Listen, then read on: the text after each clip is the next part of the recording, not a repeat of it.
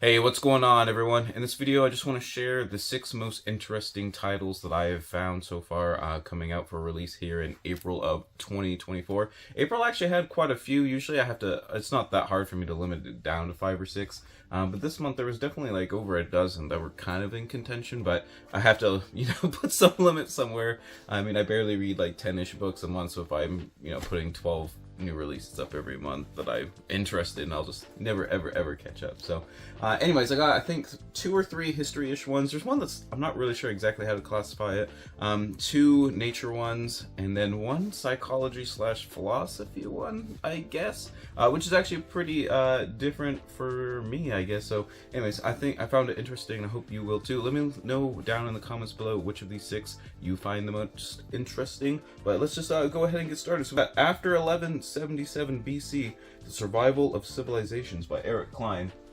Now, he's really famous. He actually has quite a few books on archaeology and stuff, but he's probably most famous for 1177 BC, the year civilization collapsed, which is all about the end of the Bronze Age, like the fall of the Hittites, the end of the Mycenaean Empire, New Egypt, or New Kingdom Egypt, pretty much falls and barely survives by the skin of its teeth from the Sea Peoples and whatnot. And it is a very kind of cataclysmic era.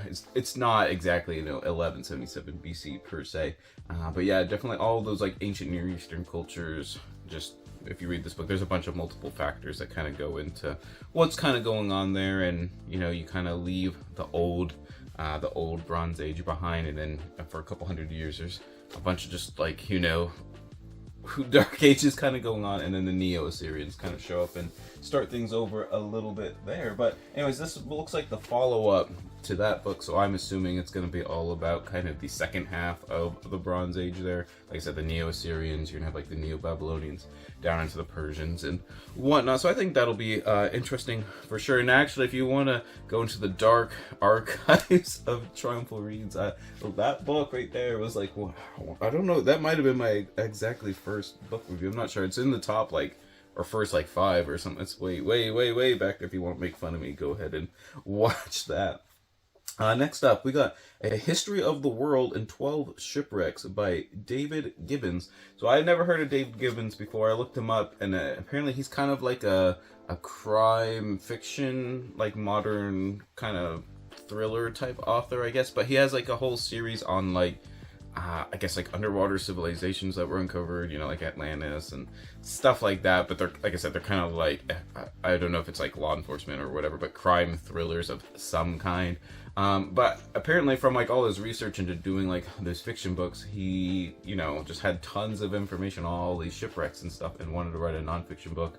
I'm kind of a sap for, around the world and, 80 objects or 80 plants or, history of the world in 6 glasses and all those, these object histories and stuff.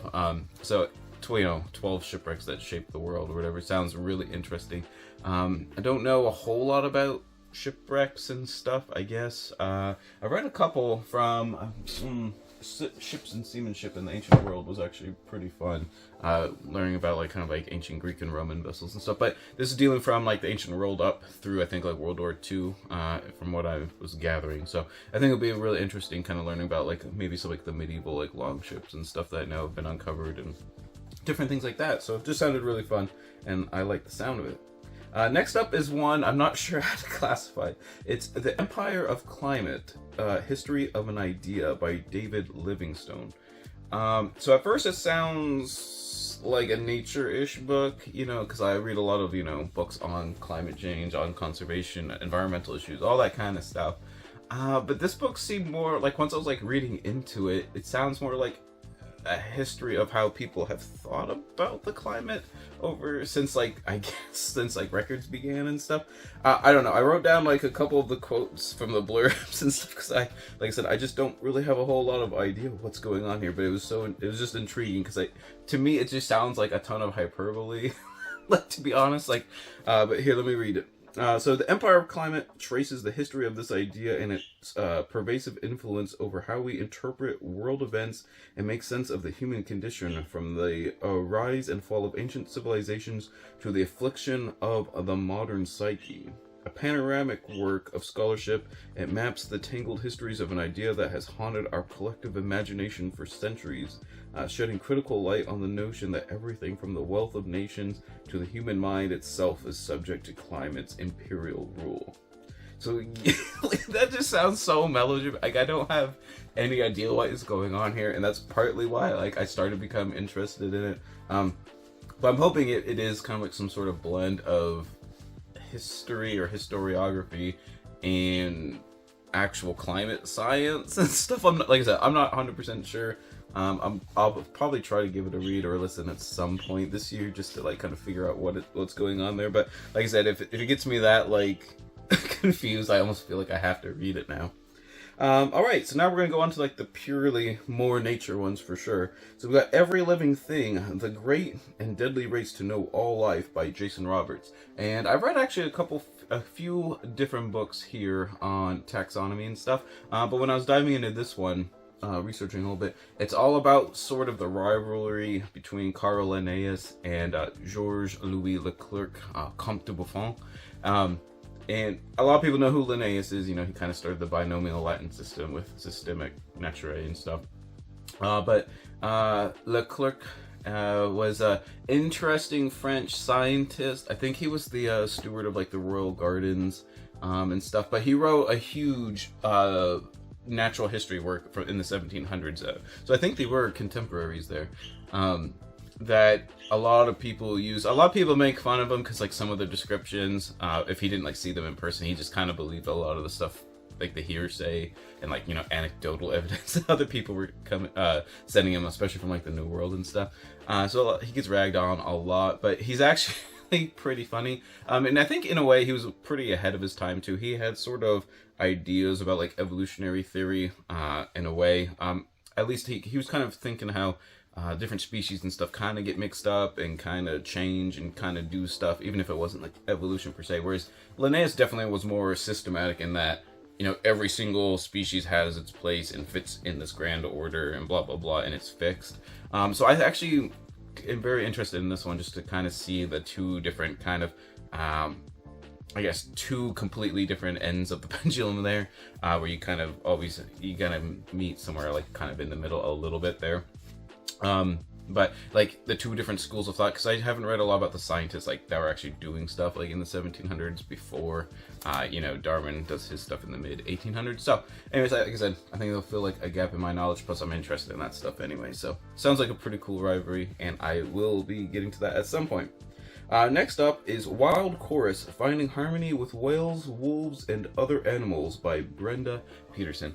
Now she's written a couple fiction works, but she's also written, it's not American Wolf, I'm thinking of American Coyote Maker. She wrote Wolf Nation, which was a pretty interesting book about wolves and kind of bringing them back to Yellowstone Park and all that kind of stuff.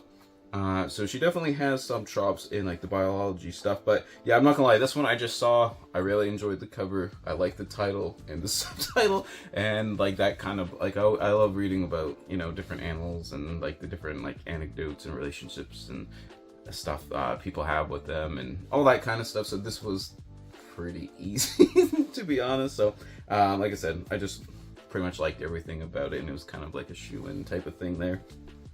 And lastly, we got, here's like the weird one that's not history or nature. It's The Importance of Being Educable, A New Theory of Human Uniqueness by Leslie Valiant. Alright, so first of all, I feel like educable is like one of those words, you know, it's about being able to be taught and like, you know, learn and apply knowledge and stuff. I feel like it's like Lisp, you know, they made it like a really difficult word for something like kind of what it's about and stuff. But from what I understand, this book is all about the whole human uniqueness thing does kind of bother me because, like, you know, over time, the list of attributes and traits that, you know, Homo sapiens have that, you know, no other species on Earth has keeps dwindling as like we learn more and more and actually study animals like in context and whatnot. But I've never heard of being able to learn and process information in a different way. You know, being educable as being one of them. So it's kind of an interesting take. But also I feel like some of this book is definitely going to be about kind of the modern age where, Yes, we have tons of information and potential knowledge and stuff, you know, at our fingertips with the internet, all these books, everything, you know, all the literature and whatnot. But we don't really apply it and think critically about what we're learning about or reading about, and we believe pretty much anything, you know, the whole like fake news thing, and like I said, all the conspiracy theorists kind of going off right now and things like that. So I think it's kind of like a double-edged sword. So I know it just sounded really interesting to me.